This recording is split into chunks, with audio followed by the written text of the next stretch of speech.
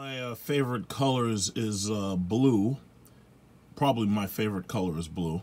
So I was happy that today in the mail, my XS Max's rubber bumper guard came in to protect my phone. I don't use the front screen protectors because the way I see it is I've never really damaged one of my screens, and it's been such a rare problem that I've ever had problems with my screens that I never felt the need for the screen protectors. But this was about $5 off of eBay, and there's a lot of different models that they sell, and I'm just glad it came in. So basically I can take my XS Max, pop that right in there, and this way it fits in my pocket perfectly, beautifully, totally unlike an Android device. No Android devices for me. So that's the XS Max 512 gigabyte. Beautiful, absolutely fabulous. Tim Cook was right. It feels amazing in the hand. I love it. The screen is beautiful. The reason why I'm making this little video is because some people were asking me, oh, how are we doing on stocks? How are we doing on marijuana? How are we doing on weed stocks? So there's a article I want to share with you, so I'm going to put it in the URL section. It's from MarketWatch. Every now and then they get some things right, but I can tell that the people who are writing for MarketWatch are a bunch of hack journalists who are basically into clickbait journalism.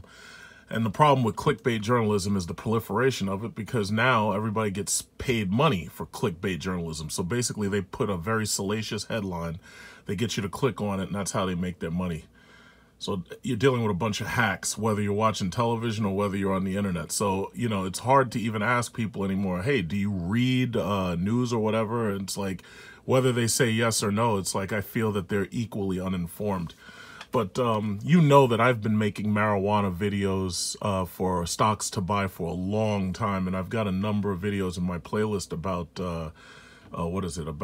marijuana stocks. And you also know that before the cryptocurrency bust, you know that I was giving out pretty good information about cryptocurrency, and everything that I suggested that you get into went up until President Trump and his new tax bill decided to fuck with cryptocurrency. So before I do anything, I want to just show a little bit about that. Trump tax bill, cryptocurrency. Because ultimately, when the government gets involved in anything, they completely fuck it up. And ultimately, I always knew that the government was never going to allow cryptocurrency to, I knew they would never allow cryptocurrency to threaten the actual dollar.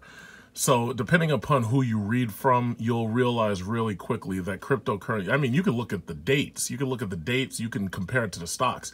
As soon as that new tax bill was passed, it pretty much made it so that you had to keep records of all of your cryptocurrencies, because the government was going to expect you to basically pay taxes on the trades at the end of the year.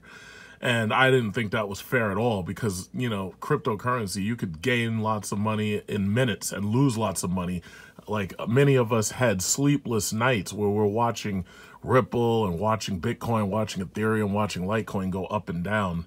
We had sleepless nights watching that shit. And I'm watching myself gain $4,000 or $5,000, then watching myself lose a couple of $1,000, and then an hour later it's back up $10,000. I mean, I never seen money move that quick.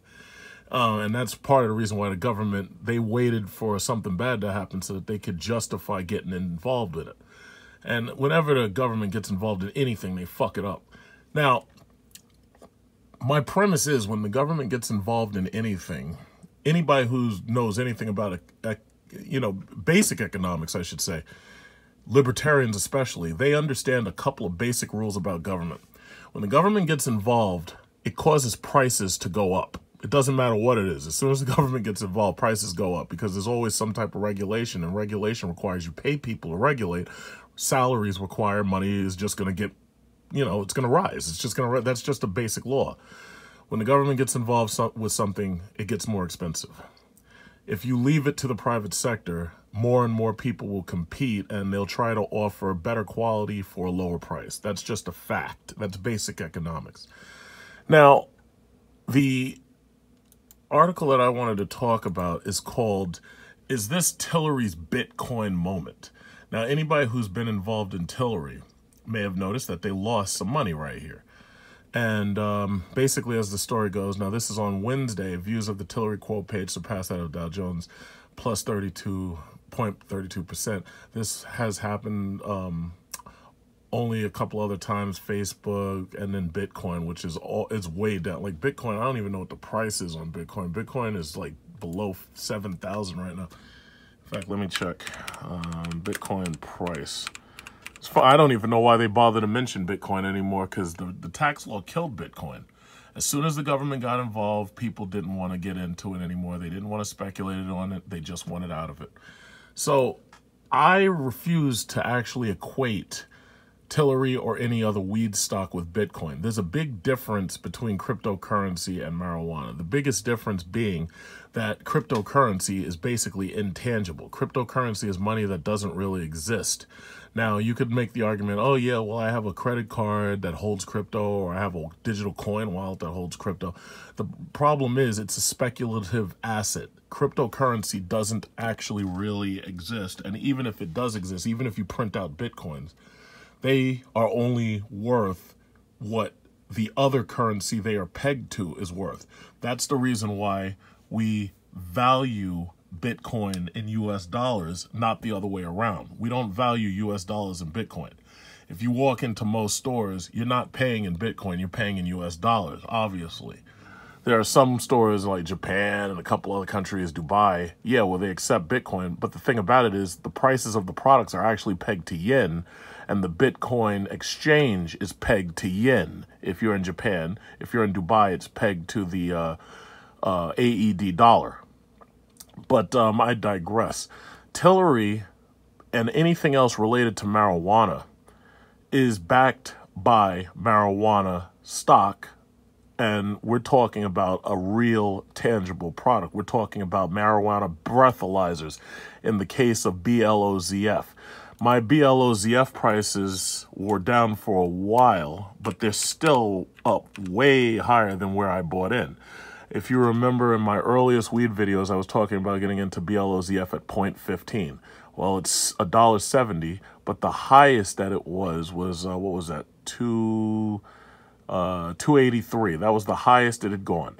And I was telling people to get into it at least 3 years ago. So anybody who watches my videos, they already know that's true. Now, the thing about it is Cannabis Technologies is still, they've got way more space to grow because they have proof of concept already coming to market.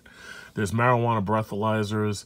There's marijuana women's products. Like, for instance, marijuana can help ease the pain of menstruation, women having their periods. And if you get into companies that are making products like that, you can basically write your own check once those things start to go up. So why haven't they gone up significantly? Well, it's very simple why. It's because the government has basically made marijuana illegal nationwide. Now, the federal government and the state governments have their own rules on it. Like, for instance, you can go to California, you can go to Denver, you can go to Washington, and then right now here in New Jersey, New York, they're bidding on dispensaries, and a few people are trying to get rich, and they're trying to lock everybody else out of it, because in order to get one of these dispensaries, you have to have like hundreds of thousands of dollars already saved up. That's not something that the average person can get into. However, marijuana stock, anybody can get into, and I've already showed you. I think what I'll do is at the end of this video, I'll republish the list that I started with a long time ago.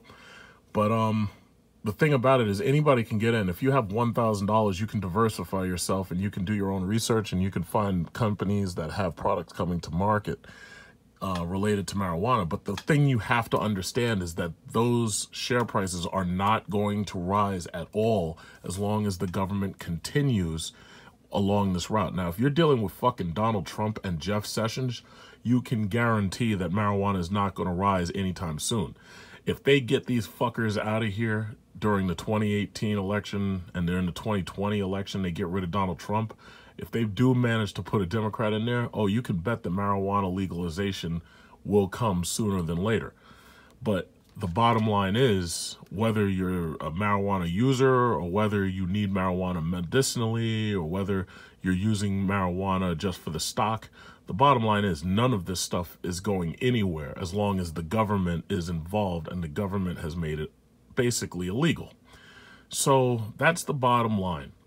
Now, I have no other real stocks to recommend right now, but when I do see something special, perhaps I will make another video talking about special marijuana stocks or special companies with products coming to market that are marijuana based. For right now, I haven't really seen any. So for right now, I haven't seen anything else that I'm already not invested in. And I bought everything so cheap that I have like hundreds of thousands of shares of different marijuana companies, some Canadian, some American. But those shares are not going anywhere until the government itself legalizes this shit or steps out of the way and allows the people to basically have real democracy. If they want marijuana, they want marijuana. Like, for instance, I've never used marijuana in my entire life. I may have had a couple of edibles when I was in Denver, but I never actually smoked weed. I've never done that. And not because I was afraid of prosecution. When I was in Denver, I could have done it if I wanted to. I just never saw the need to do it, because everybody who I know who uses weed is a bunch of dumbasses who are either unemployed or underemployed, wherein I'm overemployed. I make so much money per hour, they can't figure out. They're like, how the fuck do you drive cars like that? How the fuck are you buying $1,700, $600 iPhones? But the thing about it is my mind stays clear of drugs, and that's just how I choose to be. Now, I'm not saying that everybody has to be like me. I'm just saying, like, if you got cancer and you need marijuana in order to feel good so you don't throw up all the time, listen, I ain't got no problem with that. My thing is, all I'm buying is the stock. So I've got hundreds of thousands of shares that I bought real cheap, penny shares, you know, some of them over $1 and whatnot, and already some of them have gone up. But my bottom line is that if the government itself doesn't step out of the way, marijuana is going to suffer just like cryptocurrency did. The difference is that marijuana is an actual product, and that's actually something tangible that people want, people need. It's just like gold. Gold's value has never been zero. Gold itself has value even if you're not using it as a currency. And gold has been used as a currency before. But gold, you can use it to plate wires for computers so that they don't rust. I mean, that's a value. You know, silver has antibacterial properties. It's like most metals have some type of intrinsic value. But cryptocurrency never had an intrinsic value, and it behaved as a speculative asset at best, and as a Ponzi scheme at worst. Marijuana stocks are no Ponzi scheme because you actually have a product behind them. The only hard part is figuring out which companies you can trust and which companies have products coming to market that are worth looking at. So that's basically all I wanted to say. I mean, I've been having a great weekend roasting these fucking Galaxy Android fanboys. But now that that's out of the way, for now, it's like now I can go back to making money on the internet.